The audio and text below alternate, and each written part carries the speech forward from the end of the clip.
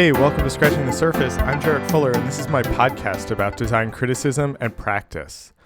On this week's episode, I am talking to the designers, educators, editors, and publishers Andrew Lister and Matthew Stuart. Andrew and Matthew are the editors, designers, and publishers of Bricks from the Kiln, which is this new journal, publication, magazine that centers in and around graphic design. If you're not familiar with the publication, ... is probably the closest comparison, and we talk about that comparison in our conversation, but even that doesn't really do it justice. It's this kind of new, really interesting thing. I've read the first two issues and they're about ready to release the third issue, and it's just a really, really great publication. I'm a big fan. In this conversation, Matthew, Andrew, and I talk about their graphic design backgrounds and how they started Bricks from the Kiln. We talk about how publishing and editing has influenced how they think about their work, as well as their evolving definitions of graphic design and quote-unquote design criticism. Remember, if you're a fan of the podcast and want to help support it, you can become a member for $5 a month or $50 a year to receive an exclusive monthly newsletter with additional content and episode previews. The first issue of that newsletter just went out last week, and memberships really help keep the podcast going, and I just really appreciate all of your support. And if you haven't yet, I also encourage you to check out Bricks from the Kiln and enjoy this conversation with its editors and designers, Andrew Lister and Matthew Stuart.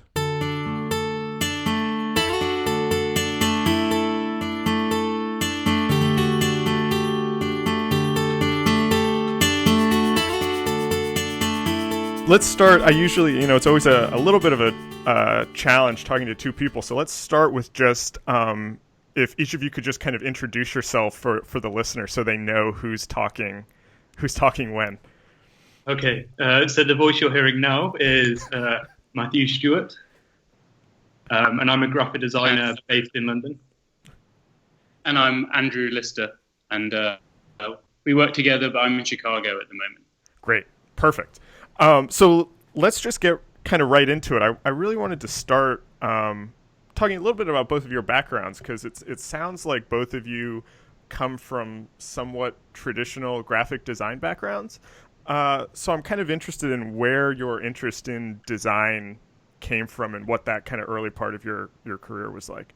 I think that's kind of quite an interesting question, and not one that I've actually sat down and given kind of much thought to, like how I've got from where I maybe began at, say, school to kind of now, and where kind of my interest in design kind of started out.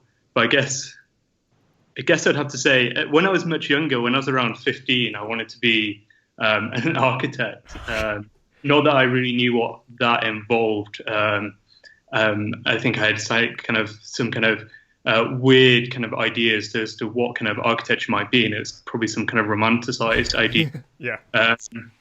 And then when I was about 15, at my school, so pre-A level, they encourage you to take up a 2-week work placement. And I decided, or I think I was probably pushed by my parents rather than being in any way kind of pragmatic, to do a 2-week work experience in an architect's office, which I found kind of the most boring and kind of frustrating experience. I kind of went in there expecting to build a building in 2 weeks, and then kind of came out being like, okay, that's not going to happen. And so kind of entered into my A-levels not really knowing what I wanted to do, but knew I wanted to be within the arts in some form or another. And it wasn't until Art Foundation, which is where you kind of get a good education in a number of different disciplines. You get to try out anything within the arts, so whether that be textiles, architecture, 3D, fine arts. And graphic design was the one thing I kind of gravitated towards and kind of really enjoyed. And then from there, and kind of building up a kind of small understanding of what graphic design was, I was encouraged to go to Newcastle, where me and Andy kind of met, to study graphic design, a BA graphic design course. And it was probably quite a typical provincial British kind of BA graphic design. Yeah. And I think probably the most influential person that I kind of met there we both met there, was a tutor called Chris Wakeling, who felt a bit kind of incongruous to the course. And he was like a hardcore photographer. And he used to people like Yosha Shuli, Robin Kinross, and then through that kind of opened doors to looking at kind of Creel Martins and then ...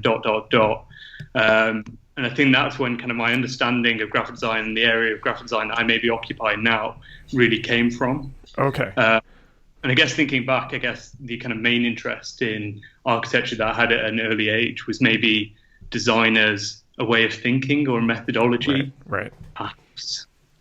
Nice. Andrew, what about you? It's a somewhat similar story. Obviously, we ended up at the same undergraduate course in the north of England, in Newcastle. Somewhat by accident. I don't know if it was a particularly good course, I would say. But there were good things. We had like a tough group of people who were quite dedicated to what they were doing and invested. But it's, I don't know, in the UK at least, as a 16, 17-year-old, you choose your university and the course that you're studying without really having much of an understanding. And at that age, I don't know, even now I would say it's hard to know like what is an appropriate design school to go to or an appropriate art school to go to. It's kind of more by luck than judgment. So we kind of both ended up there. Before that, I had started a course at Goldsmiths in London, more on the back of it having a reputation as an art school that was kind of more related to the YBA generation. And I was kind of let down by that course specifically that I was on and wanted a bit more rigor in relation to typography and graphic design more specifically. So I ended up moving to the other end of the country, to Newcastle too. But then I guess prior to that, as Matthew said, he was maybe interested in being an architect. Before that, if I hadn't done graphic design at university, I would have done history or something perhaps more writing or journalism related. So I guess that's in a way come full circle in a sense too. And I think maybe something we both share in common is that we both fell into or gravitated towards graphic design because it allows you to touch on or grab or kind of mediate lots of other disciplines through the field. So you kind of act as a conduit or a channel for lots of other material and content, and it allows you to kind of jump around and research a lot of other fields while still being specialized in some way, which I think we're still doing. Yeah. I mean, and that I feel like actually a lot of both of your stories are very parallel to my own kind of interest in design. When I was in high school, around 14 or 15, I thought I wanted to be an architect also, and very quickly shifted that to graphic design. And it was the same, really the exact same kind of experience where it was this graphic design became this thing that I could actually explore all of these other things that I was interested in also. So when you graduated, what did you do, or what kind of work were you looking for? What did you think your career was going to look like? So as we were, the last kind of thing we worked on as we were graduating was this publication called Crimson Hexagon, which is the first thing that we worked on together. And bits of it, I think I still like. Bits of it are pretty cringeworthy. I think some of the writing in it is pretty suspect. But that methodology or that way of working, that collaborative practice that Matthew and I established there has pretty much dictated all of the work that we've done together since. And Bricks in the Kiln very much follows that same trajectory. So that kind of planted the seeds for a lot of the work that we did. So we kind of finished that as we were graduating. So you were... It was the equivalent of... You were actually working together, collaborating while you were still in school. You had already kind of started a working relationship.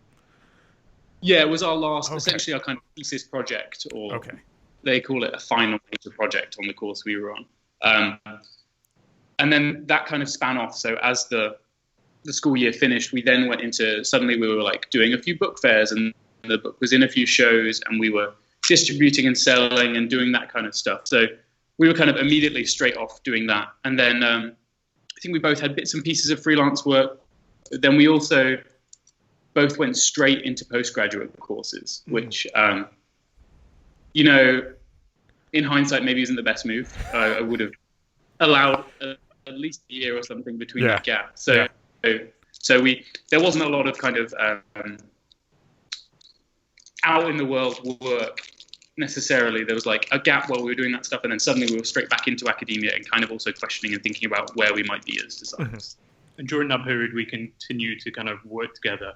So whilst working separately on those kind of two MAs that kind of were running in parallel to one another, we still had kind of various projects that we would be kind of collaborating or sharing on. They were all kind of, I think, building upon what we'd started with Crimson Hexagon, and have certainly kind of led into Bricks from the Kiln. I think having kind of autonomy over kind of content and graphic design, like Andrew said, being either a conduit or maybe a kind of vessel for other kind of, and that's, I think, one of the reasons why graphic design as a subject is so interesting, because you can pull on all these other things. And that's something I think both were exploring during our kind of 2-year kind of MAs. And I think we had kind of very different experiences of institutional and also kind of educational kind of frameworks and models. Some good, some bad. But then after that, Andrew kind of came back to kind of London. We kind of started working together on kind of more traditional kind of freelance graphic design, while also kind of teaching at the same time. And teaching, since the MA, has kind of offered, I guess, some kind of stability and also kind of an outlet for some of the things we're beginning to think about. So we've always kind of touched in on kind of academia, whether being in it or kind of teaching in. Right. You mentioned Bricks from the Kiln, which is obviously a big part of what I want to talk to you guys about. But I do have one other quick question just about your background. I'm curious. I didn't realize that you had been collaborating since you were in school. I'm curious, kind of what. I don't know the best way to ask this question, but what were the similarities, or what were the kind of approaches to design that drew you together, that were able to kind of foster this collaboration? When we were undergrads, I would say we were reading a lot of the same stuff. Okay. And I think that's probably the kicker of like, oh, we should work together on something, because whatever projects we were working on, we would be like, oh, have you read this piece? And inevitably we'd be like, yes, I just read that recently. Right. And we still have this odd knack of following similar threads. So we would like end up from one thing 5 steps later to another thing, and then that being like a very similar trajectory. And so there's that, and obviously we had been friends the whole time we were on that course. But then there's a difference when you start to work, whether it feels productive. There's plenty of people that you can be really good friends with, have similar tastes with, but can't collaborate with. And I think that first project that we worked on together, usually if you're working individually, you have this kind of inner monologue where you're thinking of stuff, questioning it, and that can kind of play out a bit longer. I felt like, well, for me at least, that first time that we worked together, it kind of narrowed that time period down really, really quickly. Mm-hmm. It was like, is it this? Is it that? No, it's this. Bang. And the thought process from conception to realization became so much quicker. And I think, and having like very, very similar tastes meant that, actually sitting down at a computer and designing together often doesn't become too strenuous of an activity. And we're able to like bounce things off quite quickly and shut things down and talk ourselves in and out of things together as a group. So, and I think it's difficult to find collaborators that are that kind of generous with one another, or like have that much trust in one another. And which is why I think we came back to working together continuously, because we've worked with other people and actually being like, okay, well, actually this is probably, luckily we stumbled across like a really productive collaboration, so we should not like stop doing that. Right. Yeah. This was never we never sat down and thought about this and consciously, right, today we're going to work together and do this. We kind of, I think more than anything, kind of fell into it. And like Andrew was saying, through sharing readings and having shared interests in a subject matter or subject matters, it just kind of made sense. And I think for the final project, the Crimson Hexagon that Andrew was talking about, we'd discussed kind of separately about doing a publication of some sort. So we would, with graphic designer, editor, and publisher, and it was like, oh, why don't we just do it together? Right. And that experience was really fruitful. So it was like, okay, why don't we kind of continue this, but also not kind of put pressure on ourselves for it to be anything kind of more than it might be, right. And just kind of grows from there, I guess. I mean, that actually really sets up nicely Bricks from the Kiln, I think, because I was curious where, like, what are the origins of that? How did that publication come about? I'd say that most of the discussion or work towards that in the first, because we kind of talked about it maybe for a year or so before we actually really did anything with it, was probably just on long bus rides in London. It'd be like on the top deck of a bus for an hour just talking about it. And we had lots of people we knew who were writing things that were kind of floating around in the ether that didn't necessarily have an outlet, or had these longer term research projects that were bubbling along for years and years and years, but they were like looking for an excuse to write these things. And I think even just sat down and said, like, okay, if we did this publication today, what were the pieces that we could put in it without much of a stretch? And it was already like 3/4 of the issue was probably already there in a sense.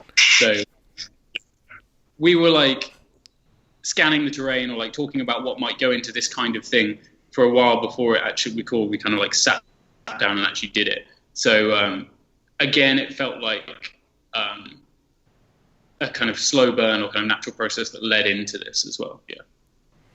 And then also, I think it's important to say, from a kind of practical standpoint, it turned out at the same time that we were able to get some funding through the institution that Andrew was working at the time, the Winchester School of Art, which allowed us to then start this thing up. It gave us money for the production of the first issue, and without that, then who knows?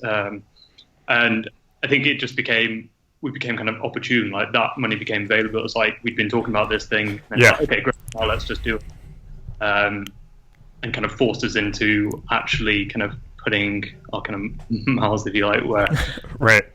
I guess we should. I feel like we should probably describe it a little bit or talk about what it is for people who are not familiar with what you're doing. And I think you would do a much better job talking about what Bricks from the Kiln is. So how do you describe it, or when you're talking about it to people, what's kind of that kind of top level pitch?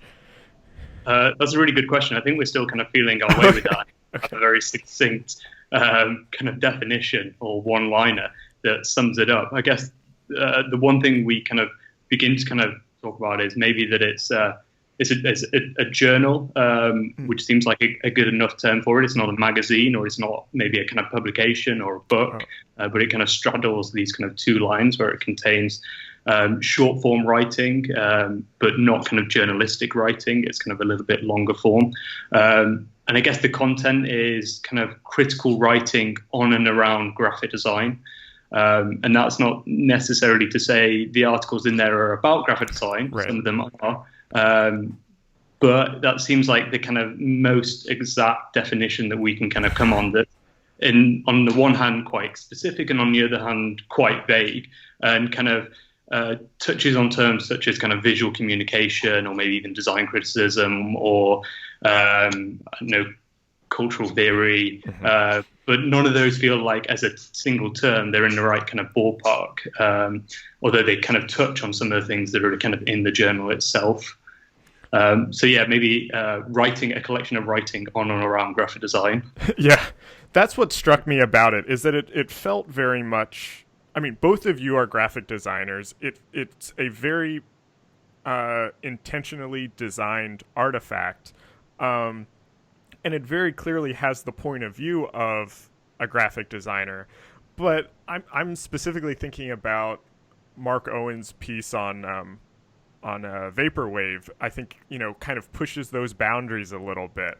And so I guess the question that I'm struggling to articulate is how, do you have an editorial framework, or like, how do you know what a Bricks from the Kiln piece is and what isn't? The real barometer is like, we're making stuff that we would want to read, essentially. Like, right. Somewhat selfishly, like, making a publication that, like, everything in there I would want to read. Mm-hmm. And that usually means that they perhaps start from a point of graphic design, but usually don't end up there. Or, because if I'm honest, I'm not that interested in reading just about graphic design. Maybe it comes back to the thing we talked about at the start, that like graphic design is actually something that is like allows you to channel other material. So I wouldn't say it's at all really about design criticism. I don't think we've had a single piece that really offers kind of critique or forward or like definition of the future of graphic design in any way. And that's perhaps because we're not overly interested in that. They much more come from a literary world or an art world. I think a lot of the stuff is more concerned with kind of art or design history. Like a lot of our work is either forward-looking from a historical point of view, or digging back into archival material and reconsidering that. So I think there's definitely that common thread within it. But also we deliberately were like, we haven't set themes or editorial topics for issues because we're not really commissioning writing.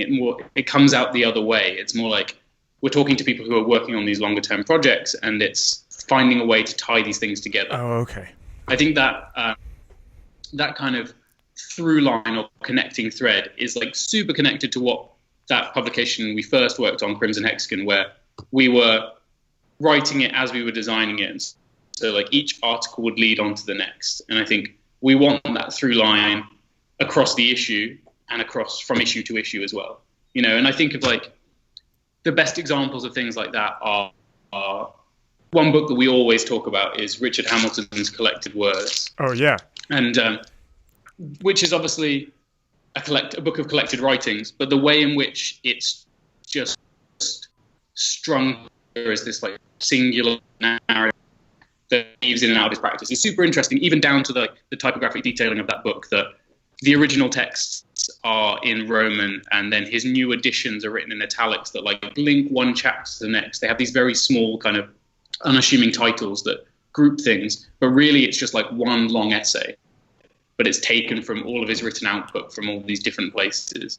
And, you know, the typeface changes slightly. He describes it as like the oddities of typesetting that relate back to the publication or non-publication of these texts. And I think that kind of model is something we're super, super interested in. I think quite a lot of the writings that are featured here are by people who use writing as part of their practice. So they're not writing about practice or writing about graphic design or their graphic designer or graphic designer, but they're using writing as a kind of vehicle to kind of explore modes within their practice. Right. So although it's not kind of about graphic design, I guess by virtue of the fact that we're kind of practicing graphic designers, it has some kind of foot in graphic design.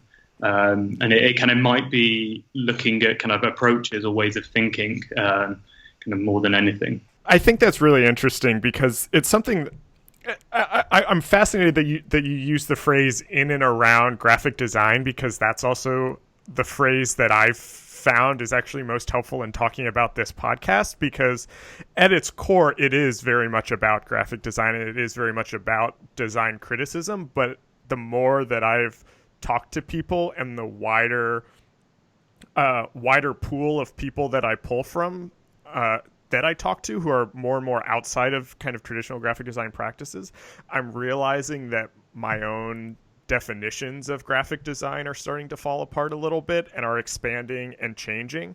And I'm curious if that resonates with you at all, or if that's kind of your experience, in that even this term graphic design, you know, saying that something is in and around graphic design is helpful, but also in a lot of ways for me, it's also not helpful because I don't actually know what that means, even though I say it all the time.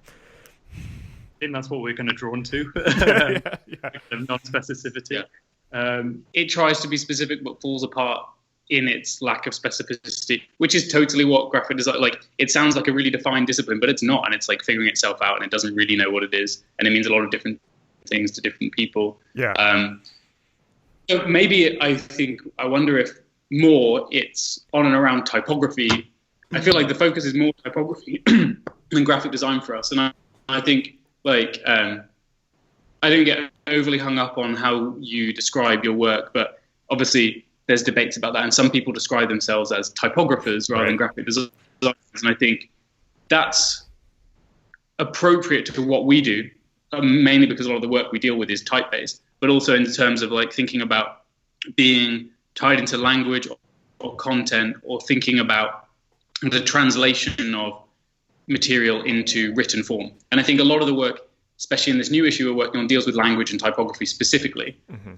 And again, it's maybe not helpful, but this new issue that we're working on at the moment is simultaneously the most specifically and least specifically tied to typography or graphic design simultaneously. Like, there are pieces that are very much concerned with typography, but then they fall away and like actually are concerned with completely different things. Mm-hmm. Or there are pieces that are actually about language and punctuation, but that end up at a point that's like totally about type design. So yeah, maybe on or around typography. Again, not specific, but perhaps slightly more specific. Yeah. I think as well, one thing we're very conscious on, which you touched on there, Jarrett, that these kind of definitions are constantly expanding and evolving, and the understanding of a subject is doing the same thing at the same time. Like, it's never ever fixed. It's always kind of growing and moving as kind of technologies and kind of our understanding of a subject evolves. And when setting up kind of bricks from the kiln, that's something we were very kind of conscious of, not wanting to completely ground it and say, right, it's about this and only this, because we knew that over time things are going to evolve, change. Our interests are going to evolve and change. And we wanted bricks from the kiln to kind of be able to kind of house those mutations and let it kind of morph. Yeah, I love that. I mean, because you said something else that I wanted to ask you about, because you specifically said that you see it as critical writing, but you're not sure it would be called design criticism. And that's another kind of question that I wrestle with all the time with this podcast, with my own writing, with my own work, because I feel like I started this podcast because I felt like there wasn't enough design criticism, or that the type of, or what I considered design criticism wasn't interesting to me. And I always get really self-conscious talking about this because I feel like I bring this up in every episode, but that so much of design writing is just critique of the new logo redesign, or, you know, a pile on Twitter when there's some big rebrand or something. And I think we're probably all in agreement that that's just not interesting to us. For sure. And what I've started to come to realize with the more people I talk to is that that's not the only type of design criticism, and that it can take all of these other forms. And so I guess kind of so when you talk about a piece that starts with typography and then goes to something else, my inclination is to say that still could be a type of design criticism, maybe. And so I guess, so I kind of have two questions about that. One is, when you say that you're not sure it's explicitly design criticism, what does that mean, or how do you see design criticism? But then the second part of the question is, do you see what you're doing as having some sort of place within this larger design discourse, if it's maybe not specifically criticism? One thing we're very conscious of is not wanting to kind of pigeonhole what we're doing. Yeah. As soon as you call it design criticism, it comes with a whole load of baggage and assumptions. Right. And I think that's something we're very, very conscious of. And the kind of writing that is described as design criticism, I don't feel like what is in the journal is that, although it could be that, you know. Right. And the second part of the question was, do we think it could be design criticism? Yeah, or does it have, or where, you know, if it's not, could it be design criticism? Or if it's not, what does it have a place in kind of the design discourse at large? Yeah, so I think that the place where it sits is particularly productive for us, right? It's not design journalism, right? Like, it's not talking about current debates within the field, or critiquing specific pieces of design work that exist, or even necessarily offering histories or profiles of graphic designers, although there have been a couple of pieces that have done that. It's the fact that it operates in this space that is between a magazine and between an academic journal. Mm-hmm. And I think what it offers, or at least I'd like it to offer, is a space for those writers to figure out what they're up to in their own practice. And they might be designers, they might be from different fields. In fact, like, a lot of our writers are designers, but that have kind of interdisciplinary practices. Right.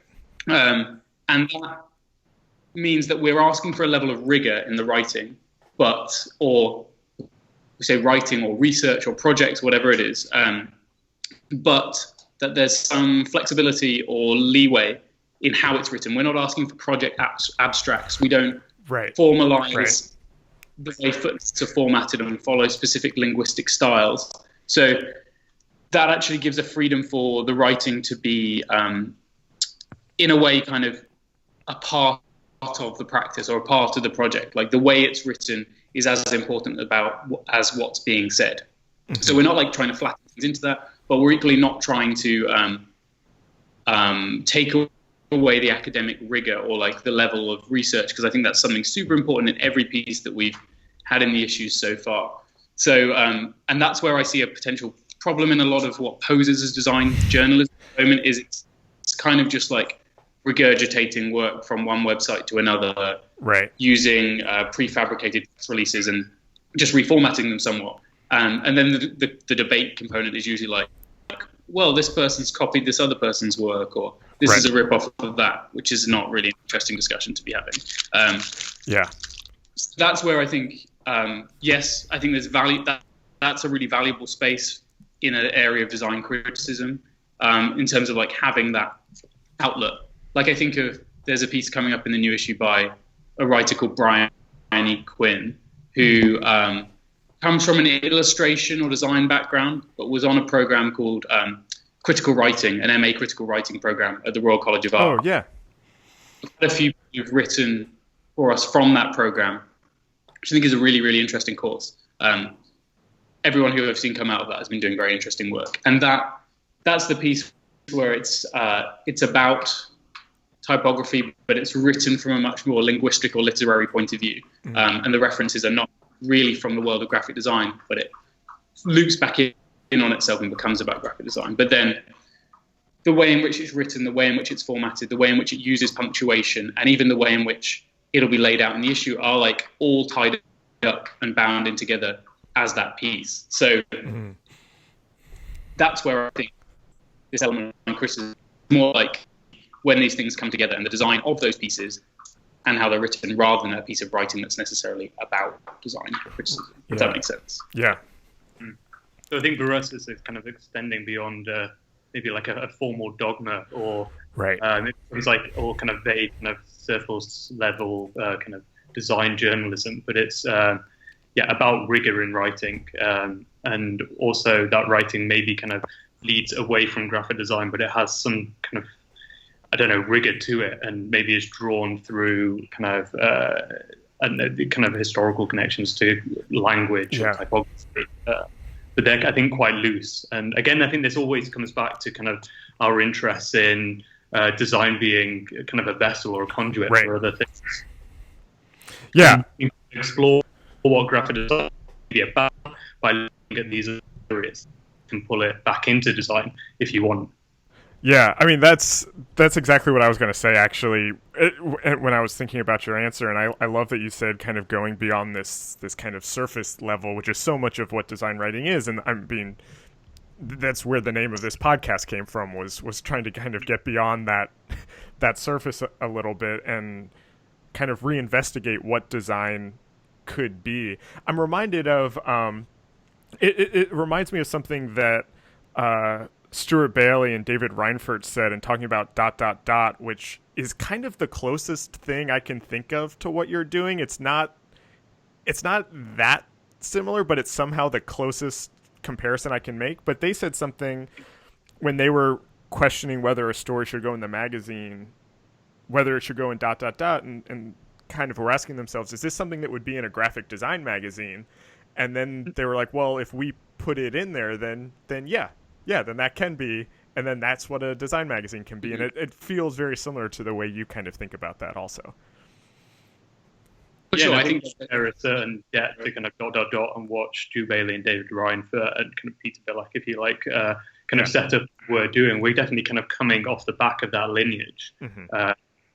And I think one thing that we're very kind of conscious of when we're going to put another the journal is that we want to make it interesting for us. You know, like whether that's the kind of graphic design practitioners or whether that's kind of educators or just people who are kind of interested in the world, if you like. Right.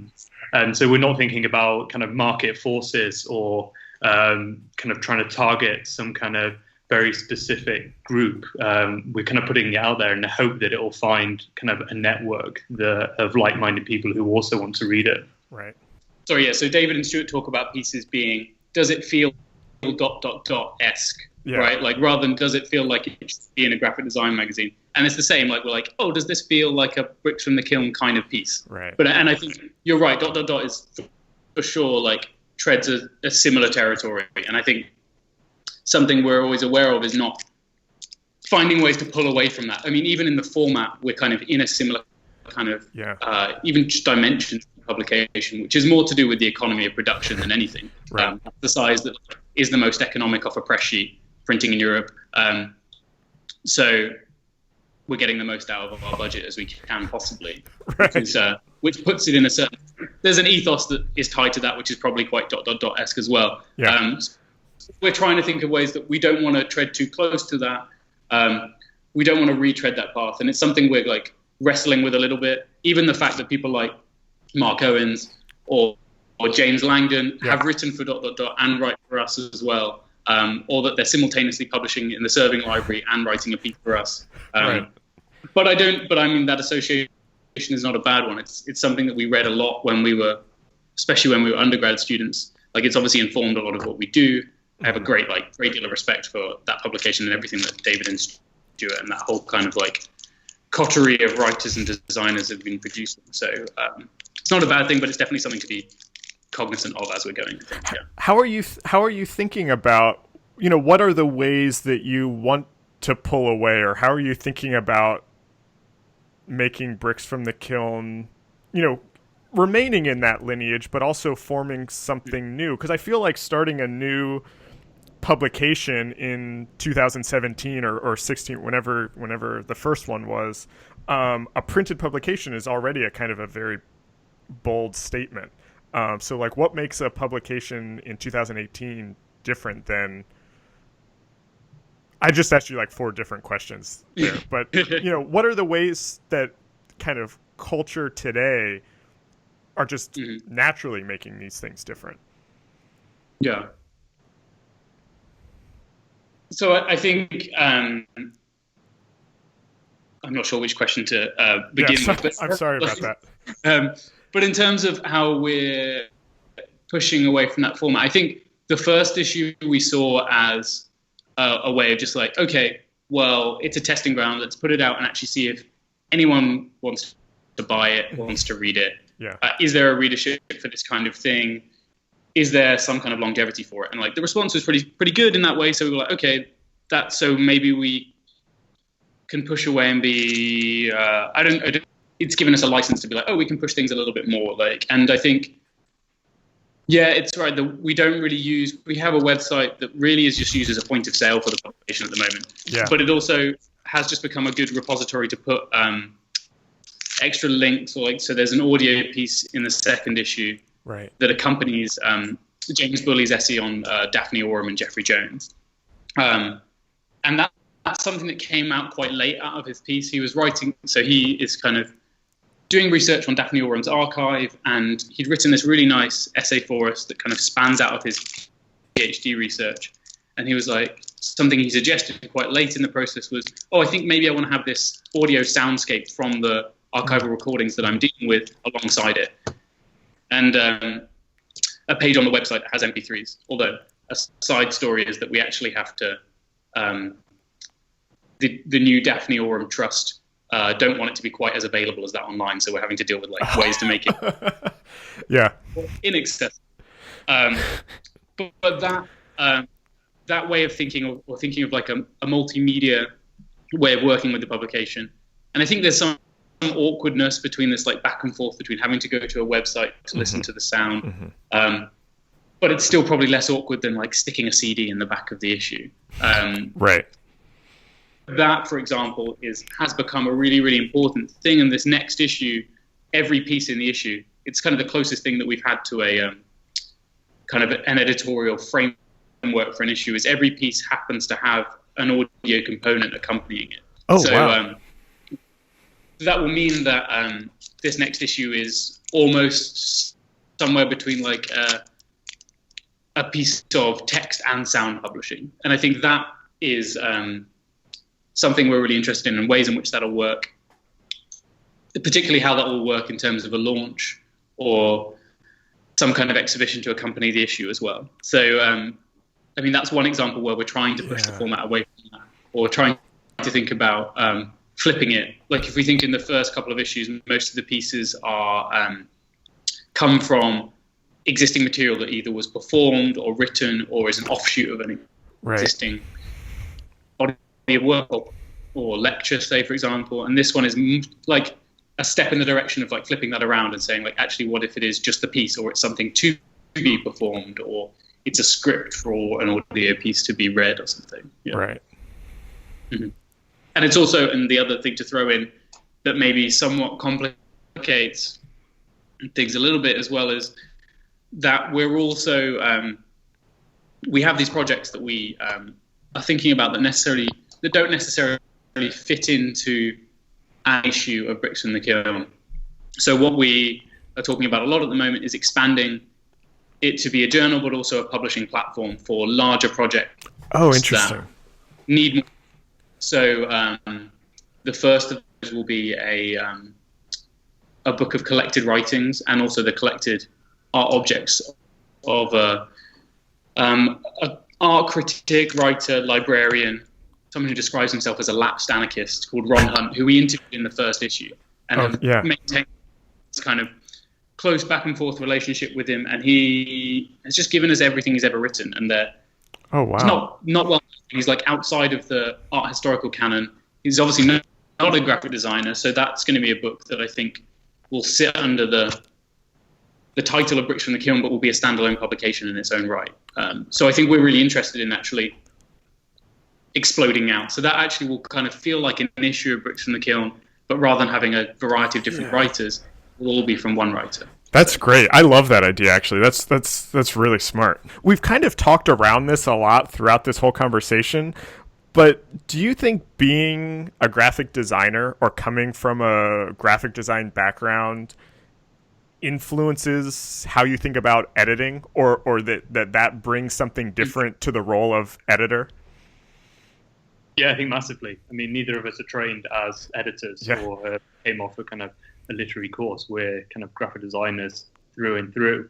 And I think many of the things we discussed, particularly in the second issue, or we made kind of more overt in the second issue, was about how that kind of editorial stamp kind of plays out throughout. Whether that's kind of very overt or kind of in kind of the small kind of minutiae. Some of the things we kind of discuss a lot is things having kind of an inner logic, and I think that comes down to kind of our kind of hand as editors. A few of the pieces that we've published and are actually going to publish have been by authors for whom English is their second language. Oh, interesting. So write with this kind of very interesting style, which is on the one hand kind of could almost be described as like a kind of pidgin English, turns of phrase that haven't quite been translated properly but still make sense. And so the discussions that kind of exist amongst ourselves is whether you kind of leave that very interesting kind of tone of voice of the writer in there, if it still makes sense, or do you kind of edit to make it someone who speaks and has grown up in a kind of English-speaking household, if you like. And then also with kind of small details such as kind of footnotes and how you style and set those footnotes. Right. I think one of the kind of biggest editorial kind of roles is in kind of placement of texts, where they sit in the issue and the issue, how it flows and the pace of it going from one article to the next. And I think that's a very graphic design thing to think of, thinking of the flow. And the pace of something, going from something maybe that's short to long to short to long, and feeling like it has a rhythm to it. And I think that's one way as editors we begin to kind of approach piecing these things together. Some of them are to kind of do with subject matter and kind of what's being discussed and how that might change if you place it next to something else. Sure, and there's also this idea of sensitivity to the specific needs of each piece as well. So obviously we have we have like a little document that we refer to that's more to do with like the grammatical conventional house styles that maybe we follow for the issue, but we're breaking those a lot in service of like what each specific piece needs, whether it's like, does this need footnotes, or does it feel overly academic if you start to put all these references in it, or should it have more of a poetic kind of tone, or what should these footnotes sit, or image references or whatever, sit actually on the page with the thing they're showing, or do they come later? And like thinking about the rhythm or the turn of a page, and actually when this like paratextual information is revealed or added in. So something in this new issue we talked a lot about is like having this central body text area, but having these side and bottom margins that allow these extra bits of information to come in and out of the piece. And like sometimes it's like, no, actually this needs to come at the end because it disrupts the flow of it. Or you know, we're editing a long text by David Benowitz that and the editing of that is like totally thinking about how it's formatted and how it reads at the same time. Right. And I think if the role were divided, if it was like there was just an editor and just a designer, we'd end up with a very different kind of piece. But I think we know that we can say, okay, well, we need that to sit alongside or in relation to this. So we can pull that out as kind of a quasi footnote or extended image caption, but it's still going to feel connected to the essay, rather than just being like, here's all my Chicago manual style references, stick them all the end in some extended geography. Yeah. I think, with the formatting, that's where the role of us as typographers, graphic designers, and editors really kind of play its hand. Yeah. And I think that's the kind of realm that we're interested in exploring and exploiting. Yeah, I love that. This is a two-part question. Do you still? I'm going to ask you both of them. I'm going to ask both questions at the same time. Do you still do other like where does Bricks from the Kiln fit into your larger practice? Are you still doing client work, commissions, things like that? And then if you are, how has publishing Bricks from the Kiln, has that had any effect on how you think about those other projects, or has things you've been thinking about or working through in the journal come back in client work or something like that? Yeah, we absolutely are. Even though we're in different continents, we're still working together on a lot of freelance kinds of projects. It's mainly print-based publications, flyers, whatever, the usual kind of printed matter of graphic design. And we're working. Sometimes it's working with people who then fold back in and then end up being in the issue. So there's that kind of content feedback. But also, I think about, so we recently designed this book for publishers in London called Test Centre, who we worked with quite a lot. And it's a collected edition of this book called The Magic Door, a book series called The Magic Door by Chris Torrance, who is a poet who lives in rural Wales. And it's a series that's been written over a long period of time, and it pulls those books together. Some of them are very rare and hard to find, and everything is retypeset, so it's somewhere between a facsimile and a new edition in its own right. But I remember talking about that design process, and we had certain ideas for it and things that we would put to them that didn't necessarily end up happening in the final publication, but we were like, oh, maybe that's a move that we do in Bricks from the Kiln or something. So it's like it's always bubbling away underneath these other projects. And inevitably kind of design strategies or pieces of content or kind of discussions that we're having in those projects just fold themselves back into Bricks from the Kiln. So it's like the one constant. It's like it's always there. Right. We're also doing these kind of other projects, and we're both teaching as well. So yeah, I think that's an important thing to say. We are both teaching as well. So we kind of have these kind of three lives, if you like. One's kind of freelance or as a graphic designer, the others as kind of an educator, and then the third being Bricks from this kind of looser practice.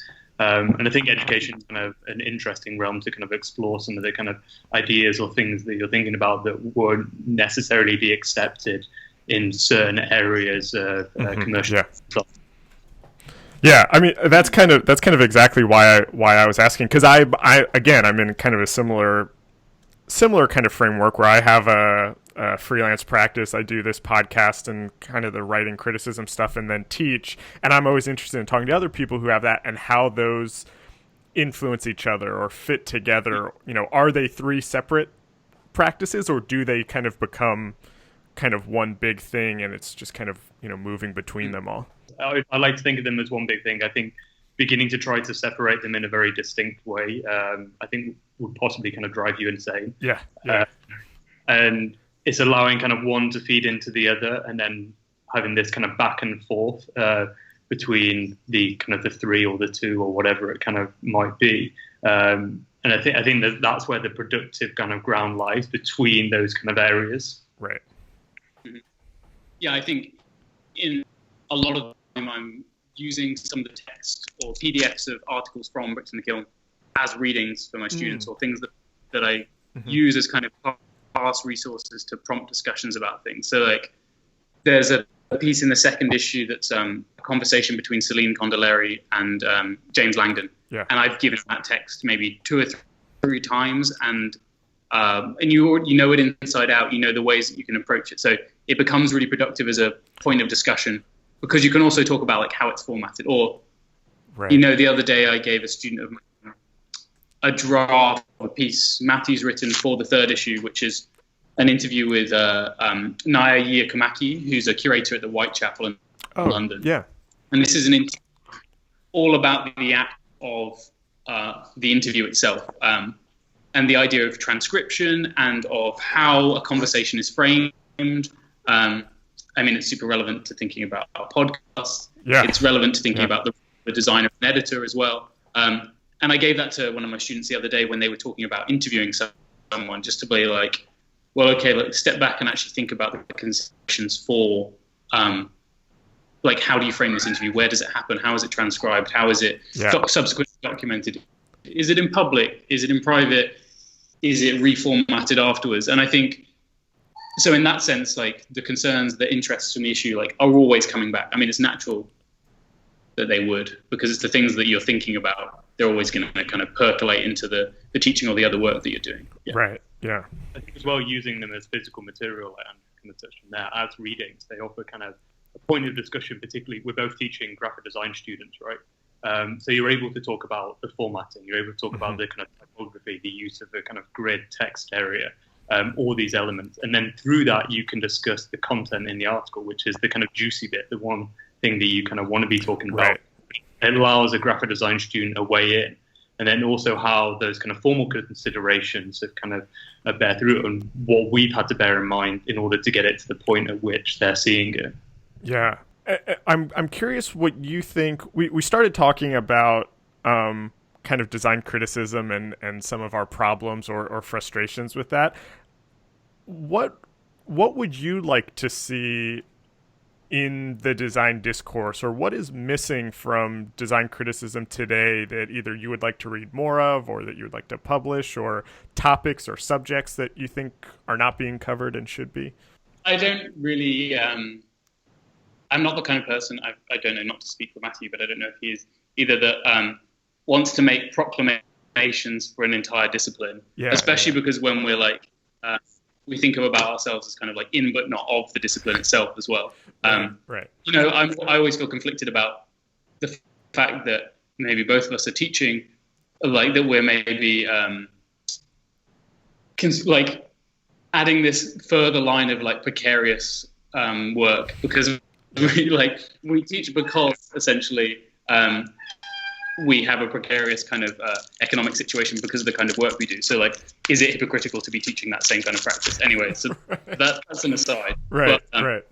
But I think but I don't like to speak for an entire discipline. But there are obviously things that are missing within the field for sure.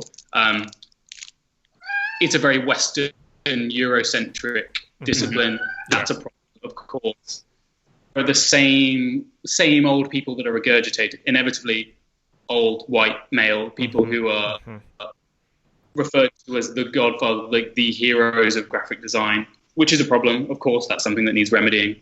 Like, there's a whole kind of world of people that I think could be really, really interesting to look at that just haven't been written about. or haven't been discussed, or just like not talked about within the framework of traditional graphic design courses, at least that I'm aware of in the UK and the US. Yeah, I agree. And this sense of like recognizing the field, which, I mean, again, somewhat hypocritical from me, Matthew, being like two white males from Europe.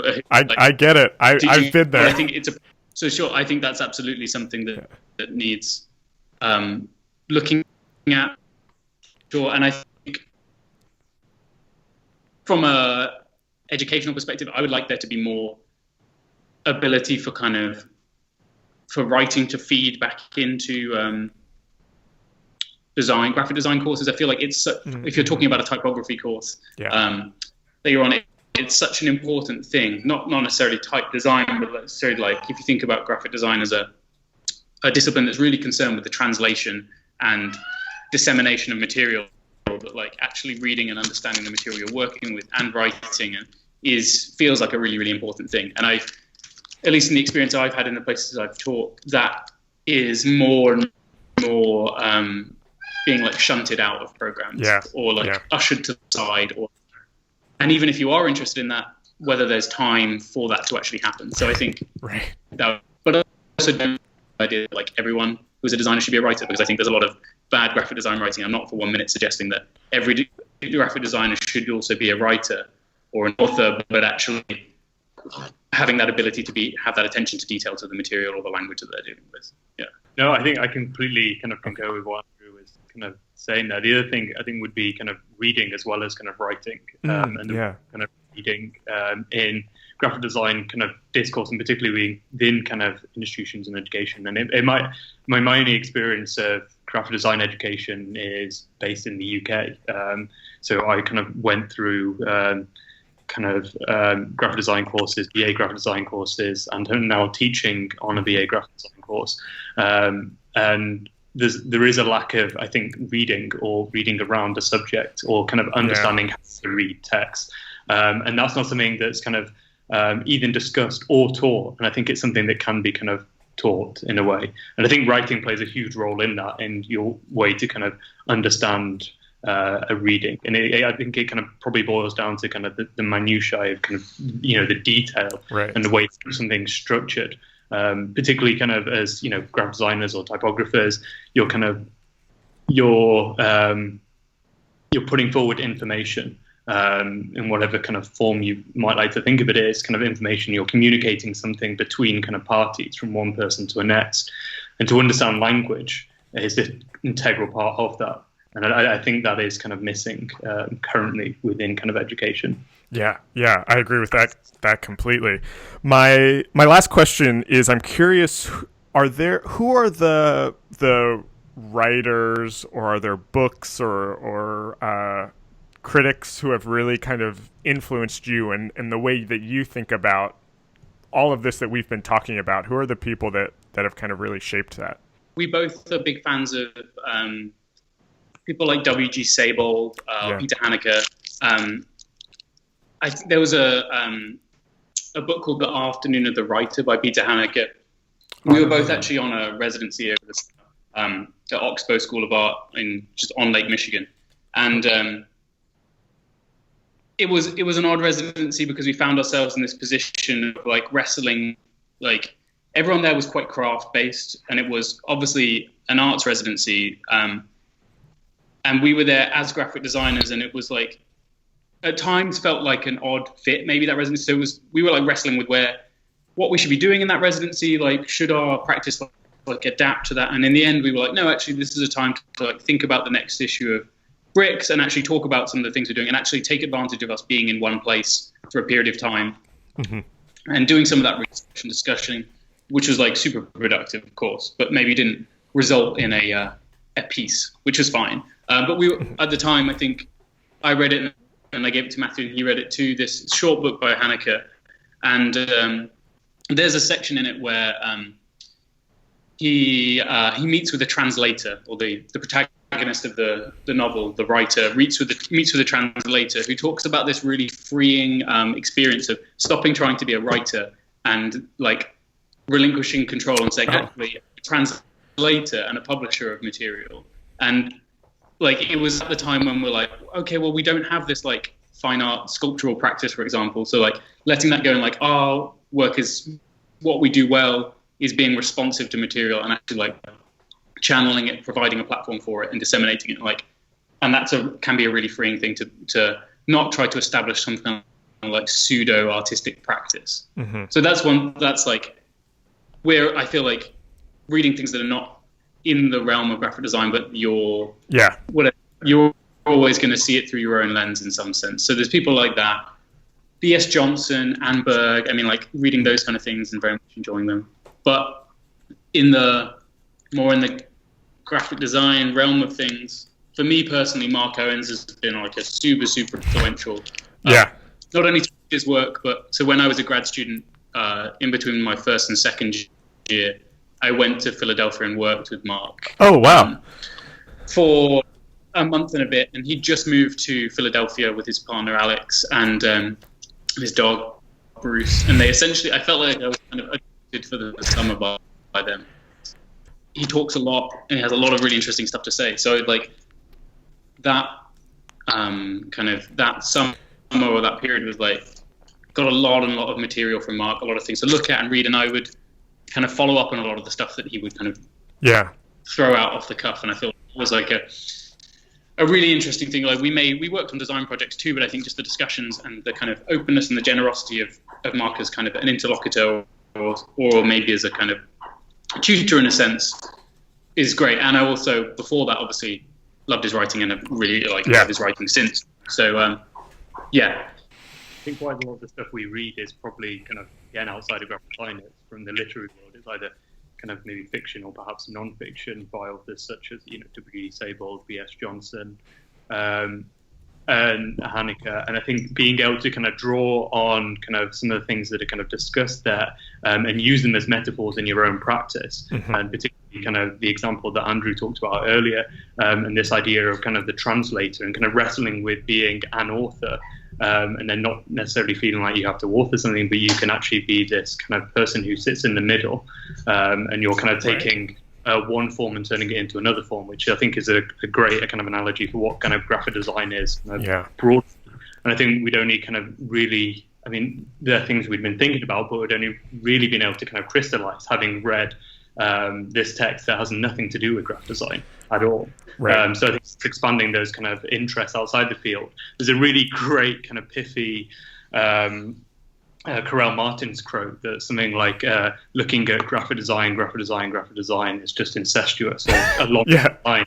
Just reading itself. And I think that's something we read kind of undergraduate and kind of ever since have been really interested in kind of looking outside the field in order to look back into it.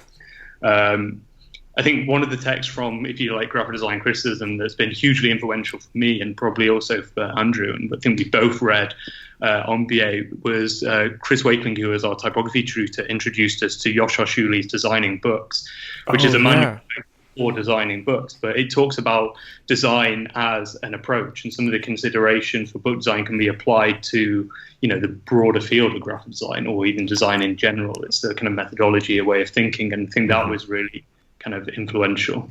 Yeah, I love how you said kind of looking outside the field and finding those analogies, or you're seeing these things through the lens of being a designer, because that's what you are. And I really feel like that's what you're doing with Bricks from the Kiln in a lot of ways, and I think that journal is a way for a lot of designers to actually kind of get outside the field a little bit and to maybe see things that they would have not come across otherwise. So I'm a big fan of what you guys are doing. I think it's great. I can't wait for the next issue, and I'm so glad that we got to have this conversation and talk about all this stuff. So thank you so much. Great. Thanks for having me. This episode was recorded on March 7th, 2018. Our theme music is by Andy Borgasani. We're on Twitter and Instagram at Surface Podcast. You can find us on Apple Podcasts, Google Play, SoundCloud, and at scratchingthesurface.fm. Thanks for listening.